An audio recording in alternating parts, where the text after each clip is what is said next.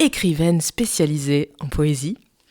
Je reçois aujourd'hui Miel Pagès, qui a publié donc 2 recueils aux éditions Blast, qui est aussi performeuse et vidéaste. Mesdames, messieurs et tous les autres, Miel Pagès dans Vibratio Occitanos. Bonjour.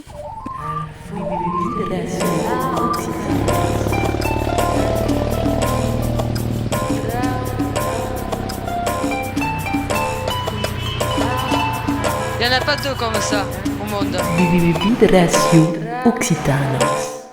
Mais écoute, comment ça va ? Ça va et toi ? Ça va plutôt bien. Dans ce décor encore un peu fraîchement nouveau.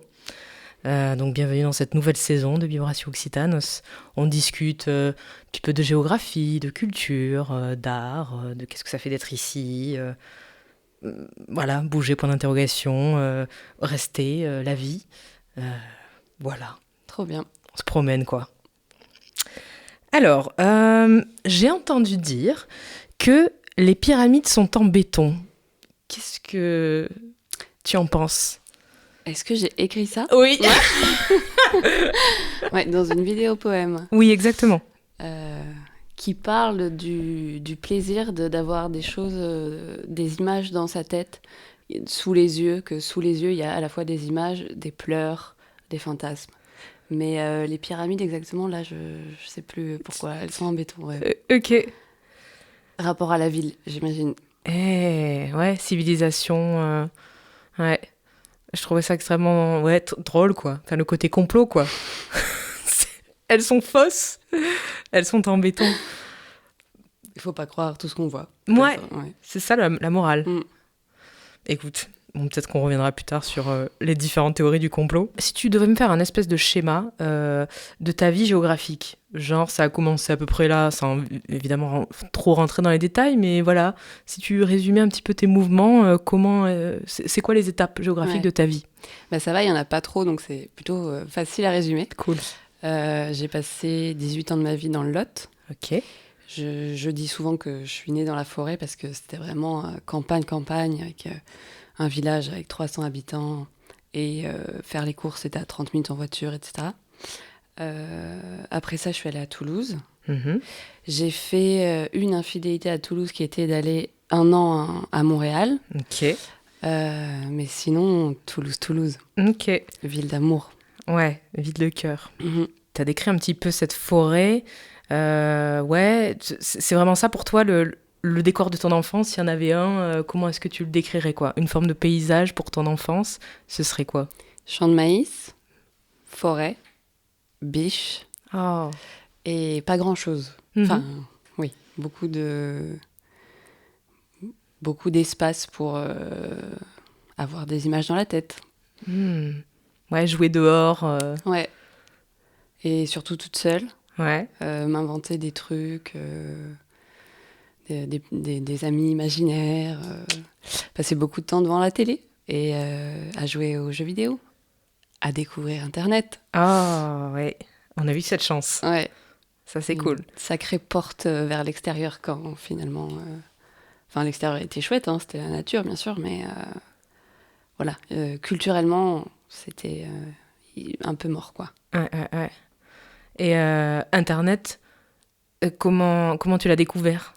Comment c'est arrivé ? On n'avait pas d'activité vraiment extrascolaire, mais il y avait dans un autre village alentour l'informatique. On appelait ça comme ça. Et donc, le samedi après-midi, on allait à l'informatique.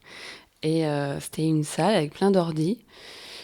On jouait aux Sims. Moi, je me rappelle... Il y avait les Sims installés. Ouais. Ah ouais. Je me rappelle, mon frère, il piratait via Emule des trucs. Moi, j'ai créé un site en HTML, parce que mon frère était aussi très porté vers l'informatique, donc ça a infusé en moi indirectement. Je veillais le soir et je glandais, je voyageais, mais vraiment dans Internet, quoi. Sur Google, YouTube, Ouais. c'était ça surtout, quoi. Les chats, Les chats, MSN. Energy. Oh. Ok. C'est fou cet espace de liberté avec plein d'ordi, genre vous pouvez faire ce que vous voulez dessus, c'est marrant. Moi je me rappelle d'aller à l'école, genre dans un placard, un ordi sur un petit bureau où on avait accès à cet espace-là, mais c'était vraiment une personne après l'autre. Tu parles un petit peu de nature, presque ça a l'air silencieux, ce que tu as décrit, mais s'il devait y avoir une bande originale à ton enfance, qu'est-ce que ce serait? Genre un morceau ou un album? Un morceau, un album? Ouais. Ah ouais, carrément. Que tu collerais à ce que tu viens de décrire, quoi, tu vois? Un peu ta... Ben là, t'as dit ça et j'ai tout de suite entendu un espèce de mash-up du générique de Mario, de Pokémon, de séries télé. Euh, ouais, plutôt ce bruit-là. En plus, on n'était pas trop... Enfin, on nous a pas trop éduqués à la musique, donc c'était pas un médium hyper présent. Et sinon, le silence extrême, ouais. De par l'isolement, le fait d'être vraiment dans cet espace-là, mais aussi le fait de venir de famille paysanne et particulièrement taiseuse. Donc, ouais. Silence et télé. Silence et télé. Et du coup, comment tu décrirais la place de la télé dans ta vie, peut-être dans le début de ta vie? C'est quoi la relation que tu pouvais avoir avec cet objet? Je sais pas si c'est une relation très différente d'autres gens. Je sais que en maternelle, par exemple, quand on va pas encore à l'école l'après-midi, moi j'étais devant les feux de l'amour en fait. Enfin, c'était vraiment, vraiment présent quoi. Le matin, quand mon frère et ma soeur allaient au collège, j'avais 1 heure à rien faire, je regardais Tom Tom et Nana. Et puis après, en rentrant à 16h, c'était l'heure de Dawson's Creek. Chaque heure avait son programme. Ouais. Ouais, la télé a éduqué pas mal de monde, je pense. Pas forcément pour de bonnes raisons, enfin, en donnant des bons schémas. Ouais, c'est marrant qu'en tant qu'enfant, tu te retrouves devant les feux de l'amour, quoi, par exemple. C'est une sacrée forme d'éducation. C'est ça. Sacré stéréotype de l'amour. Est-ce que tu dirais que tu te sens chez toi, là où tu vis, en ce moment? En ce moment, là, ça fait plus de 4 ans que je suis dans mon appart. Donc quand même, oui. Et Toulouse, carrément. Toulouse, ça m'a pris un peu de temps. Je pense au bout de ma 3e année à Toulouse, j'ai commencé à... Mais déjà parce que j'étais en chambre universitaire avant. Donc, ouais, c'était pas... Petit nid, quoi, pour se sentir chez soi. Donc au bout de 3 ans, j'ai commencé à me dire « Ah oui, ok, peut-être je vis à Toulouse, je suis toulousaine, quoi. » Et encore après, quelques années plus tard, je suis vraiment tombée amoureuse de la ville, de chaque banc, de chaque église, chaque pont. À un moment donné, tu t'es réveillée et tu t'es dit « Ah, mais oui, en fait, j'aime cette ville » ou c'est vraiment venu progressivement au fil des souvenirs et du temps? Je dirais c'est venu progressivement et comme plein de trucs dans ma vie, c'est aussi créé qui m'a révélé le fait que en fait, Toulouse était hyper importante pour moi. J'ai passé toute une année à faire plusieurs choses. Mais déjà, je faisais des collages avec la Dépêche. Parce que là où je bossais, il y avait la Dépêche, personne ne la lisait. Et je collais pour faire des poèmes.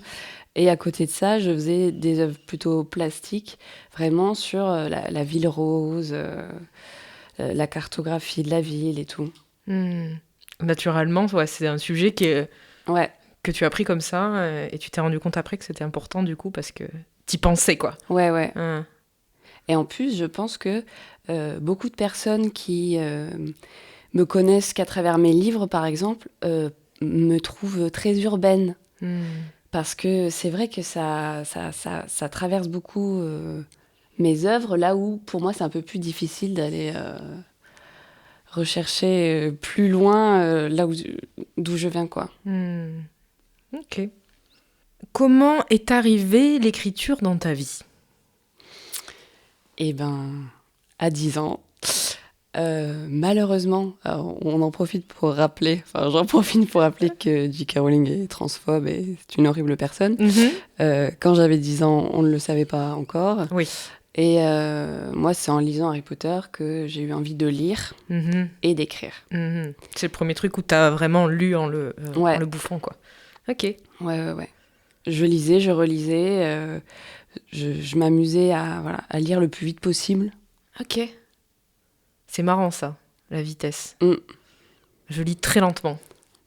Mais c'est bien, je pense. Enfin, j'en sais rien si c'est bien ou pas bien, mais... Des fois, ça part un peu long, quoi, mais bon, ouais. Genre, enfin, je veux dire, même la lecture lettre par lettre, tu vois ce que je veux dire? Genre, enfant, on faisait ça pas mal. Genre, on se chronométrait, c'était ceux qui lisaient le plus vite et tout. Et même si je me force, j'arrive pas à lire vite. Et toi, du coup, en relisant, par exemple, des choses que tu avais déjà lues, tu lisais de plus en plus vite, Harry Potter? Ouais, et je passais l'été à ça, je criais « Je suis à la page 400 !» Et trop fière de moi. Ok, c'est drôle. Et donc, t'as été en mode monomaniaque sur Harry Potter un certain temps? Quand même un peu, et après, je fouinais dans la bibliothèque de ma mère avec des livres pas du tout de mon âge. Ok. Comme quoi, par exemple? Attends, je crois qu'il y en a un, il devait s'appeler Cher Piment, ou un Cher... Ah. C'était tout à fait érotique. D'accord. Mais oui, non, un peu tout ce qui passait. Dans la bibliothèque de ma sœur aussi, elle avait quasiment tous les Amélie Nothomb. Ouais. Et du coup, ça t'a donné l'envie d'écrire? Ouais. Mais genre un peu une fanfiction, par exemple, comme je sais qu'il y en a beaucoup sur Harry Potter, ouais? J'ai écrit des fanfictions. Ah, waouh! Bien sûr. Et j'adorais en lire, surtout celles qui étaient gays. Ouais. Non, ouais, j'étais vraiment là-dedans. Et en plus, les premières choses que j'ai écrites à cet âge-là, c'était... Enfin, je recopiais ce que j'aimais, donc c'était fictionnel, dans la magie. Ok. Donc pas forcément directement l'univers d'Harry Potter, mais voilà, des trucs... Ouais, qui ok. ressemblent quand même. Donc tu m'as dit que tu étais partie à Montréal. C'était... Pourquoi? Genre, est-ce que tu as eu l'envie de partir juste Comment ça s'est passé, quoi?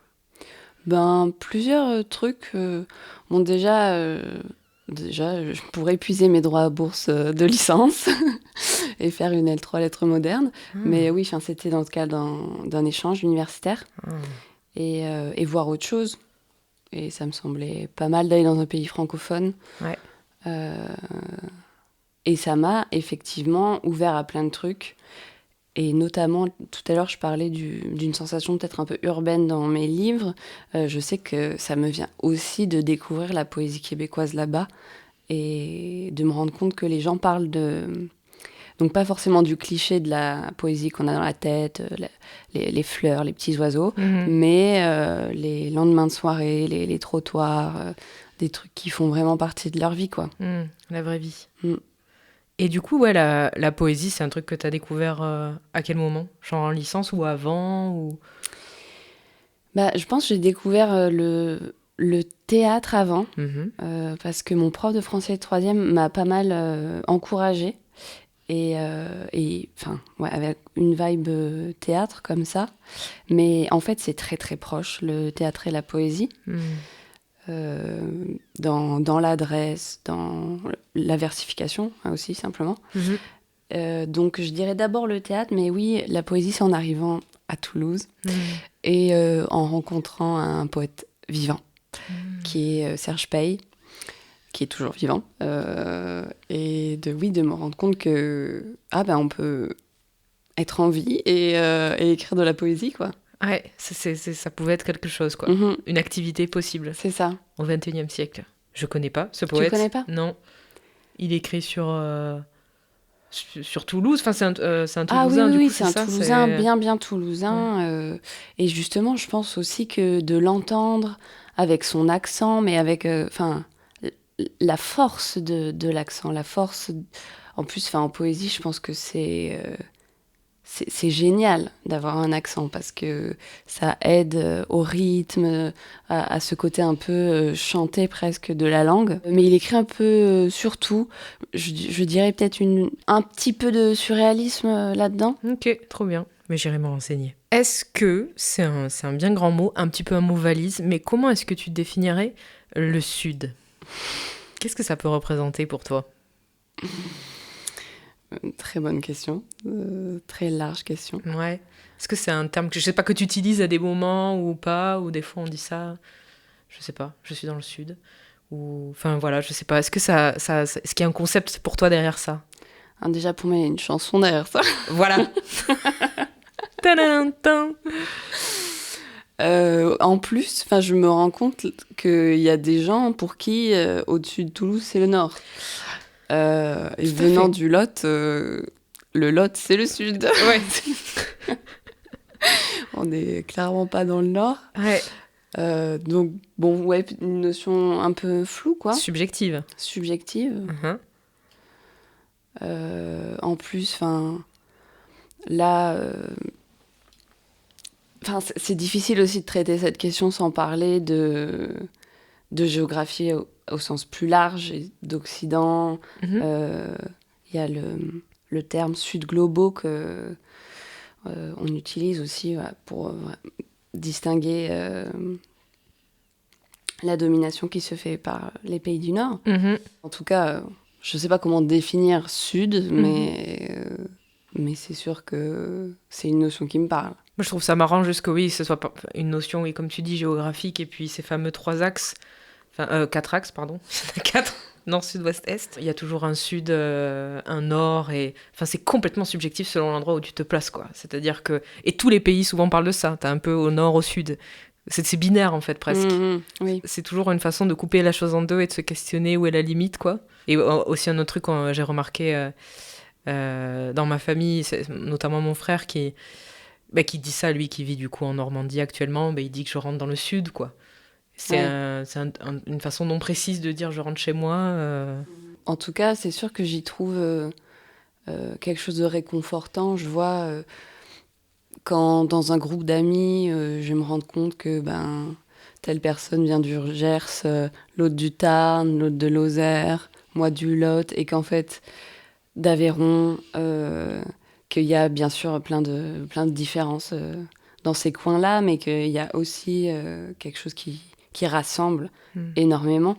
Le côté peut-être isolement de l'espace ou culturel. Là, j'ai amené un recueil d'Hortense Rénal qui vient d'Aveyron. Et par exemple, quand je lis Hortense, je lis des mots de mon enfance, du quotidien. Et je lis ces mots dans ces recueils et je les lis nulle part ailleurs. Et je sais pas moi, Cantou, même parler de Conassier, des petits mots occitans qui popent par-ci par-là. Qui sont en commun au final dans les isolements qui sont pas interconnectés, on croirait, mais en fait si, ouais. Est-ce que tu veux nous lire quelques mots ? Ouais, carrément. Pourquoi pas, pour qu'on illustre directement les petits mots d'Hortense ? J'en avais choisi 2. Parfait. J'ai pas bugé le feu jusqu'à ce que tu dises que c'était buger ce que je faisais. Quand on dit le mot, ça dit le geste. J'ai fleuri entre les pierres de la cave, ou celles des 2 escaliers en face le garage, le hangar, la grange et l'étable, et les clapiers abrités. Ça fait beaucoup de toit à part celui de la maison. De toute façon, la campagne, c'est beaucoup de toit. La campagne, c'est pas un mot que j'aime, je l'abandonne, j'y vais. J'ai le feu à buger.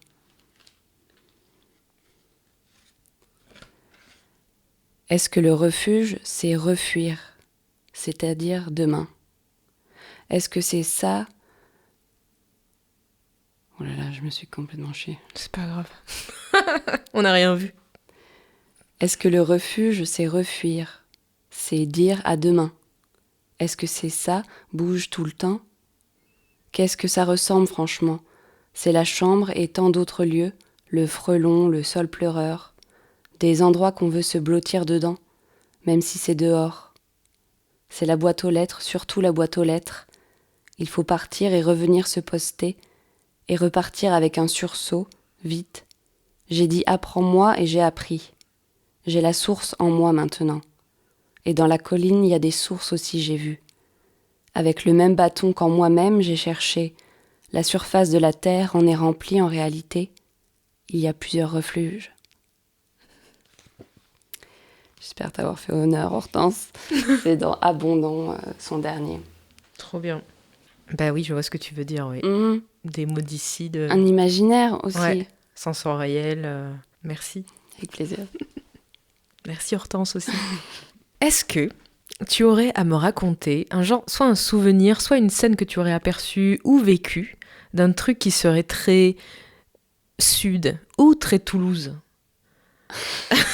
Est-ce que tu vois ce que je veux dire? C'est-à-dire, tu vois, je passe, moi, ça m'est arrivé il y a pas très longtemps, mais des fois, juste en se promenant le soir, tu vois une scène, un truc qui est en train de se passer, et tu dis, ah, c'est vraiment très Toulouse. Ou si tu arrives pas à avoir un souvenir précis ou un truc précis, genre, qu'est-ce que ce serait? Alors, je pense à deux trucs. Je pense à un truc concret Mhm. et un truc plus perché. Mhm. Le premier très concret, on s'est rendu compte avec une pote qu'on avait eu la même suggestion d'articles. Tu sais, quand tu ouvres un nouvel onglet là, et que tu as des articles.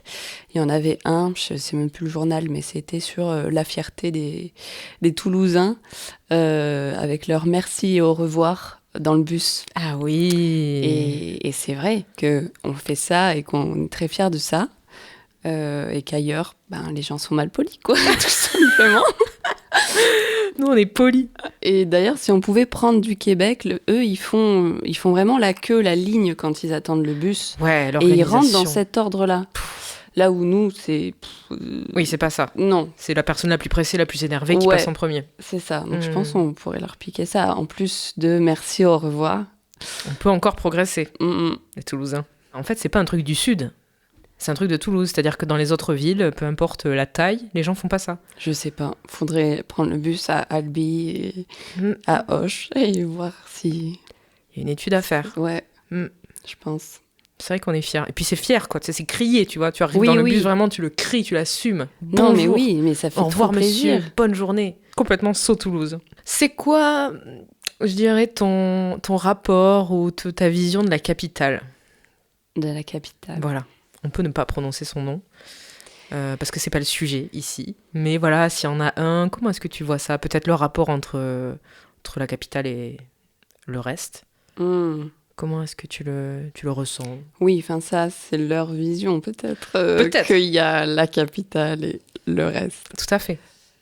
Que dire En tout cas, moi, dans la cour de récré, on chantait des chansons pas chouettes envers les Parisiens. C'est vrai. Est-ce qu'on chantonne? C'est quoi déjà? Non, mais Ah oui! je suis désolée, je vous adore. Parisien, tête de chien, parigot, tête de veau. Tête de veau, ah oui, Ouais, oui, je ne sais pas pourquoi en plus. Enfin, à part la rime. J'aime tout ce qu'il y a. Mais c'est vrai qu'il y a ça, et donc depuis Ouais. longtemps, c'est un truc qui est là, quoi. Ouais. Et moi, on m'a beaucoup dit pour ce que j'avais envie de faire dans la vie, qu'il fallait aller à Paris. Et en fait, non, pas du tout. Je pense qu'on peut être partout et être créatif. Et que, au contraire, d'être trop dans un entre-soi ou avec beaucoup de compétition autour, c'est pas forcément agréable, quoi. Oui, puis ça crée peut-être aussi une espèce d'uniformisation, tu vois, compétition inconsciente à fond, et qui pousse à un certain, voilà, quoi, des tendances, des choses qui marchent pas, et c'est sûr que, ouais, c'est pas forcément que du bon, quoi, non plus, la centralisation et la hiérarchisation et tout ça. Et voilà, après, j'y passe quand même de temps en temps pour le taf. Et je fais le plein d'expos. Mais c'est trop grand pour moi, ça c'est sûr. En fait, la ville la plus grande dans laquelle j'ai vécu, c'est Montréal.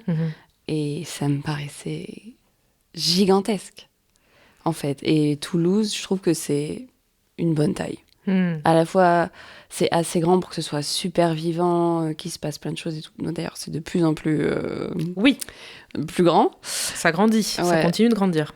Mais il y a quand même un rapport de village par certains aspects, quoi. Que ce soit la vie de quartier ou croiser deux ex dans la journée.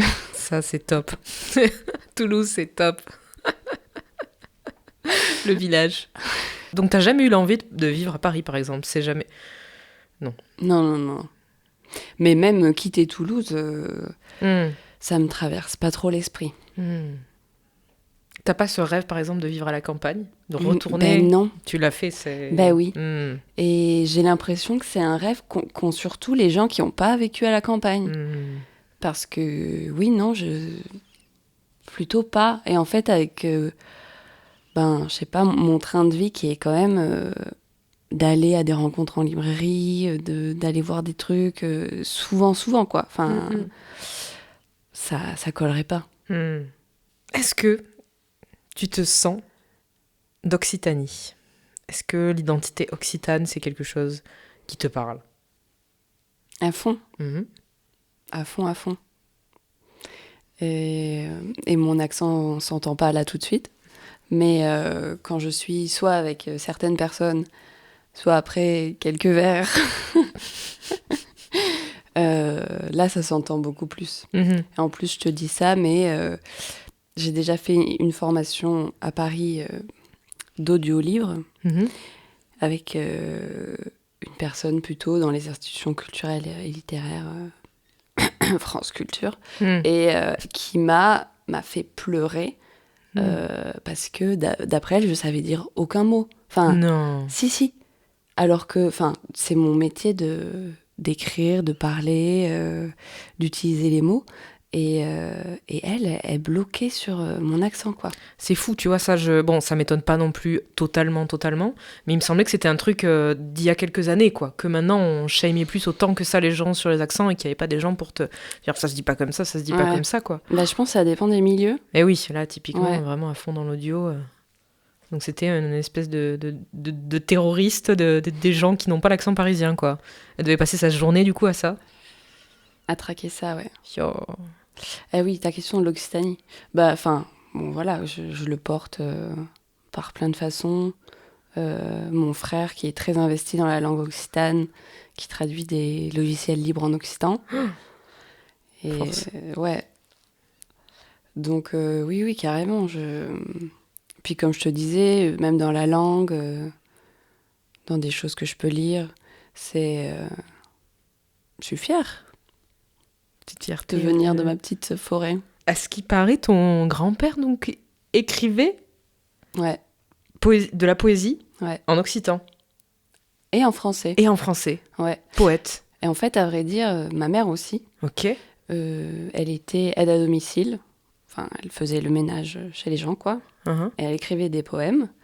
Et son père était paysan, agriculteur, et il écrivait des poèmes. Tu l'as appris un jour? Est-ce que ça t'a surpris Je me souviens pas l'apprendre, Ouais. mais en plus, surtout que, voilà, avec ma mère, on avait quand même ça en commun. Elle me lisait des poèmes qu'elle écrivait. C'était un peu là, quoi. Dans cet univers qui n'avait rien à voir. Parce que pour le coup, je pense que, elle devait pas avoir une grande connaissance de la poésie, Mhm. encore moins contemporaine, mais c'était là, c'était une pratique. Et comme, voilà, poésie paysanne, comme il y a la poésie ouvrière, c'est pas forcément un truc de milieu élitiste, de gens raffinés qui viendraient parler de sentiments élevés. Qu'est-ce que je raconte, je sais pas, mais genre que tout le monde peut utiliser cette matière qui coûte rien en plus. C'est pas comme la peinture ou voilà, il suffit d'avoir de quoi écrire et de se laisser rêver, quoi. Du coup, la poésie de ton grand-père, par exemple, c'était une poésie paysanne, ça parlait de ça? Ouais, Du paysage, travail, terre, nature. ouais, des saisons aussi, Mm. l'automne, la lune. Il a plusieurs poèmes aussi qui mettent en valeur des villages. Alors, soit son village spécifiquement, soit plusieurs villages, en disant si vous voulez vous faire couper les cheveux, demandez à Thierry. Il replace comme ça plein de personnages. Je sais pas si c'était des vrais noms ou pas, mais du coin, quoi, et de tout le savoir-faire qu'il y avait derrière. J'ai relu là un peu dernièrement, et il utilise par exemple le mot mic, qui est un plat traditionnel de là où je viens, et vraiment, géographiquement, je pense que c'est tout petit où on fait la mic, et il a 3-4 poèmes qui parlent de mic. Ah ouais. Ou en tout cas, où le mot apparaît, quoi. Il a essayé de devenir influenceur de la mic, mais ça n'a pas percé, quoi. C'est quoi la mic? Il y a quoi dedans? C'est de la mie de pain Hein. levée. C'est une espèce de brioche salée Ok. qui est servie avec des petits légumes et un petit salé, justement, la viande. Ah, c'est marrant, ouais. Ça ressemble... Enfin bon, oui, en effet, je connais pas, quoi. Bravo le lot, du coup. Bravo le lot. Bravo le lot pour la mic. Papier inspiré. Ce soir, j'écris sur la mic. Si inspiré, il écrivit 5 poèmes. C'est beau. J'ai vu sur ton site internet que tu dis que tu sembles dire que par tes performances, tu veux transmettre le goût de l'écriture, peut-être de la poésie, je crois, et de son oralité.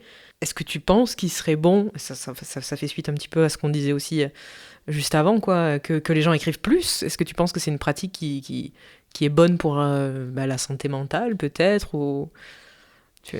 Alors, écrire, je sais pas. Enfin, en fait, je l'engloberais dans plein de choses, dans le fait d'écouter des podcasts, d'écouter des rencontres, en tout cas d'être dans la matière des mots, mais il y a plusieurs entrées là-dedans. Et je pense qu'on n'est pas tous égaux face à l'écriture, donc je ne mettrai pas forcément l'accent là-dessus. Et pour le coup, je pense que c'est ça qui est super dans le fait d'oraliser des textes, des poèmes, c'est de les rendre accessibles et des fois même à des gens. Enfin, je pense à quelqu'un qui lit mon recueil et elle me dit qu'elle comprend rien. Et elle m'a vu lire et là, elle a compris. Comme si, je sais pas, l'incarnation, la voix venait vraiment rajouter une couche de sens. Là où, pour certains, il y a le premier blocage de la poésie, c'est à l'école, c'est des trucs qui nous intéressent pas forcément, on nous oblige à les apprendre par cœur, alors qu'on sait même pas ce qu'on raconte. Enfin, un truc un peu aliénant comme ça, alors que ça peut juste faire partie de la vie, quoi. Ouais, arriver à créer du lien avec des choses personnelles, quoi. Parce que du coup, les premiers rapports avec la poésie, c'est des choses assez impersonnelles, forcées à théoriquement, voilà, des espèces de systèmes analytiques un peu. Ça, c'est ça, ça, c'est ça, ça fait tel effet. De l'apprécier, de le voir en vrai. Et il y a un peu la même chose qui se joue avec les vidéos poèmes sur YouTube, c'est que ça permet à des gens plutôt attirés par la vidéo, ou en tout cas qui sont plus habitués à cette plateforme, de découvrir de la poésie. Et tu as commencé quand à faire des vidéos poèmes? Comment t'es venue peut-être l'idée? Parce que c'est quand même original. Fin 2019. Et en fait, avec plusieurs amis, on a un collectif qui s'appelle Rose Virgule, un collectif de poésie.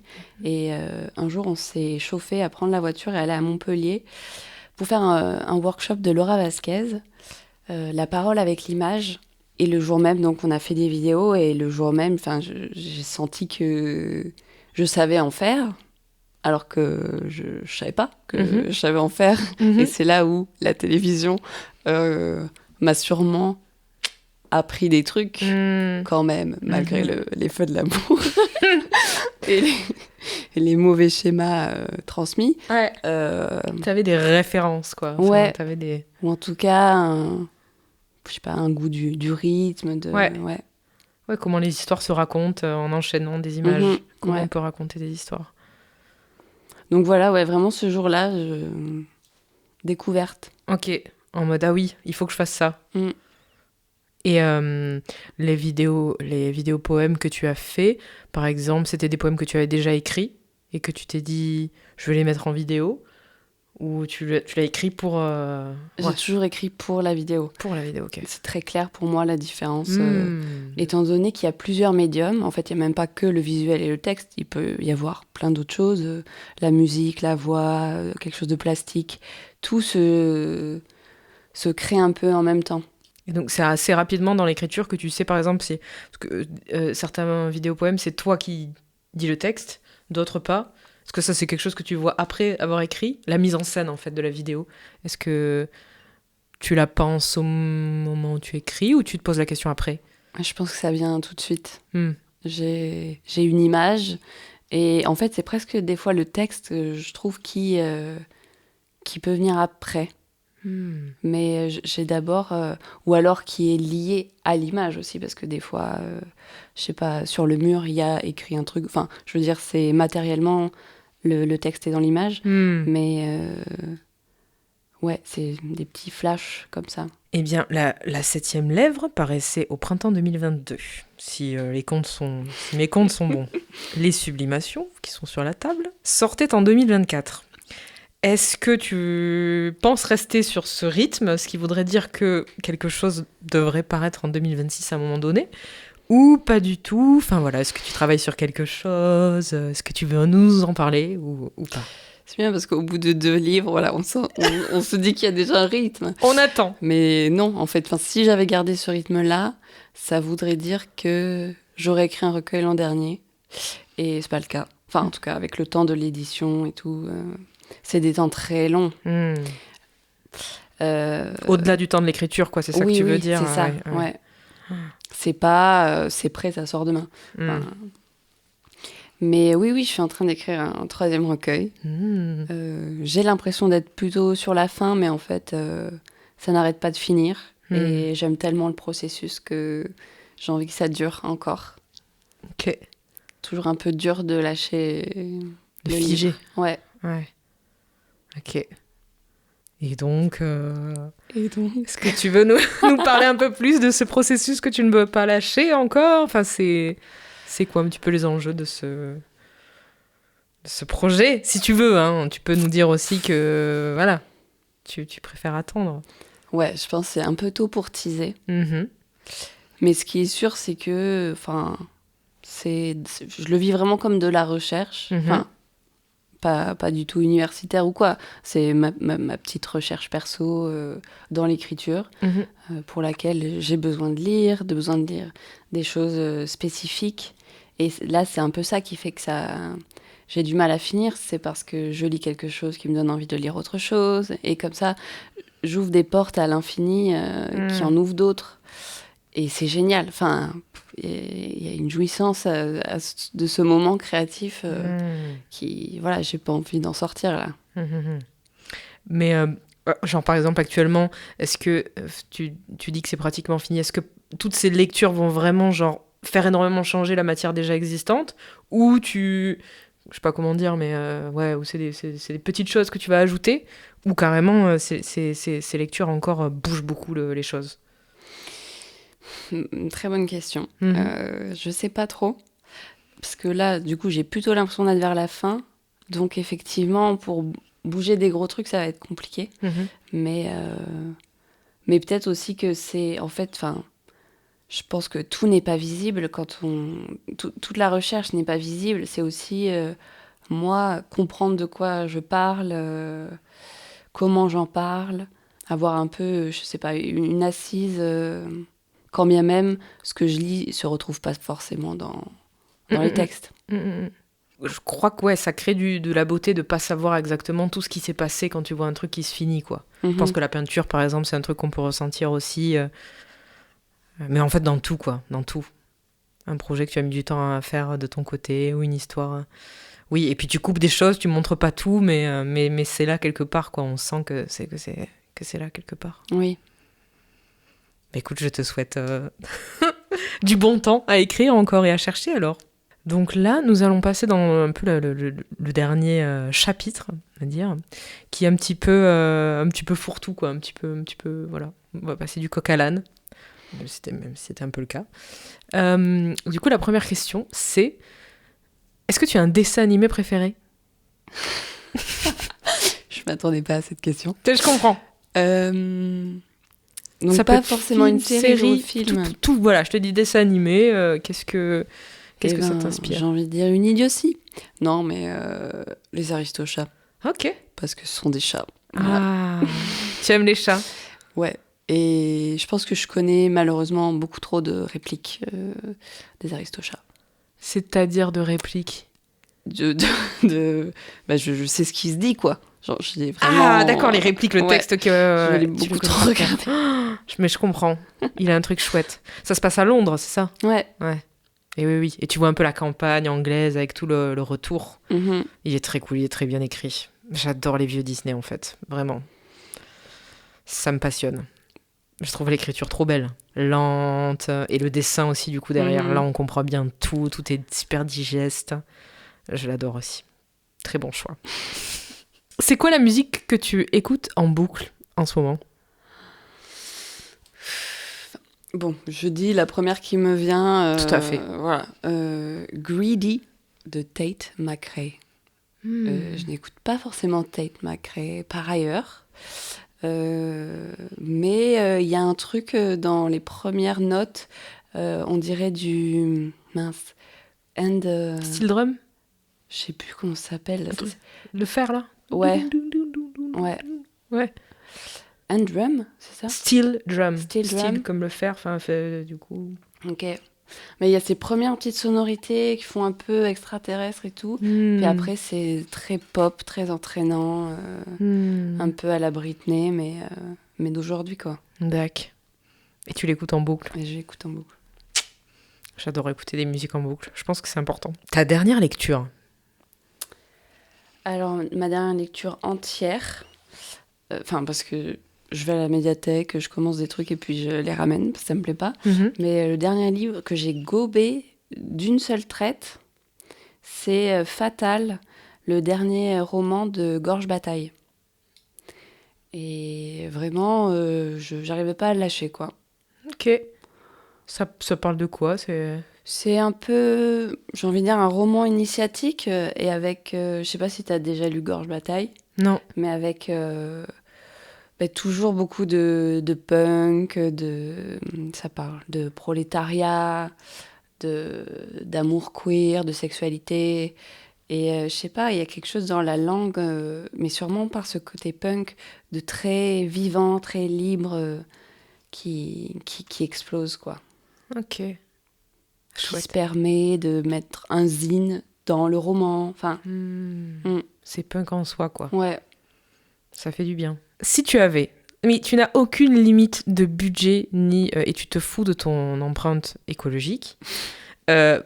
Juste pour le plaisir de cette question. Un rêve de voyage, en ce moment. Un rêve de voyage. Ouais. Je rêve de retourner à Montréal. Ok. Parce que j'y été 2 fois. Et en fait, j'ai des amis là-bas, des amis poètes, que je vois pas très souvent. Dont certains qui ne prennent pas l'avion et ne traversent pas l'océan pour venir en France. Donc voilà, ça fait vraiment longtemps que je les ai pas vus. Et ouais, juste pour reprendre... j'ai l'impression que les fois où j'y ai été, ça m'a donné vraiment... des élans créatifs. Il y a quelque chose là-bas qui t'a permis ça? Comment tu décrirais l'ambiance à Montréal? Je sais pas, qui te permet ce... Tout est grand, l'horizon est dégagé.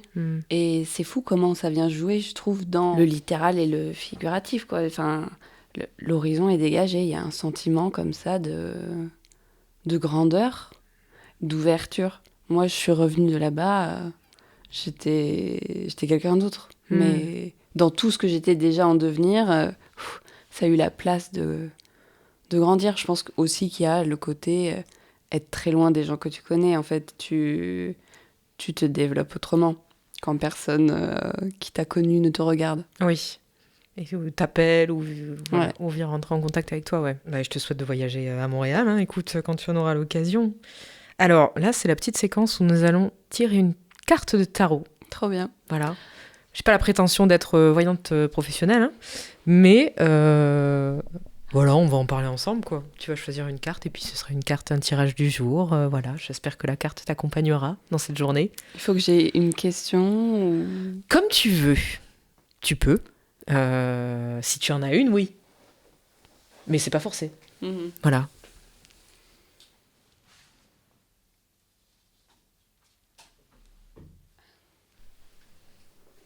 Je sais pas où la montrer. Oh my god. Je l'adore, cette carte. Elle est très belle. C'est le 17, l'étoile. Tu la connais, du coup? Tu as l'habitude... Tu l'adores, tu as dit. Pourquoi? Là, tu me fais parler à propos de la carte. Oui, oui, c'est ça. Parce que moi, je sais plus bien l'interprétation... Il me semble que voilà, ça, c'est sûr que c'est un arcane très positif, qu'il y a quelque chose de la bonne étoile, un peu qui protège un petit peu, un peu destinée, chemin, tout ça. C'est quoi? C'est une dame qui verse de l'eau. Oui. Ouais. qui crée un torrent presque. Alors, qu'est-ce que ça veut dire? Écoute, c'est ton recueil. Et t'as encore de l'eau dans les jarres, visiblement. Ouais, je sais pas. Le ciel a une grande place, il y a énormément d'étoiles. Mhm. Donc ouais, je pense qu'il y a un délire de la destinée qui avance dans la nuit. Est-ce que ça te parle? Oh, moi, tout me parle. T'aurais dit n'importe quoi, ça m'aurait parlé. Les mots te parlent en général, quoi. C'est ça. J'ai fait la formation du ring il y a plusieurs années. Et Dominique Collignon, d'ailleurs, une pensée... Enfin, il nous a quittés il y a quelques semaines. D'accord. Avait un travail très spécifique du théâtre et des cartes de tarot. Il faisait improviser des tirages. On incarnait un tirage de tarot, en gros, et son interprétation. Stylé.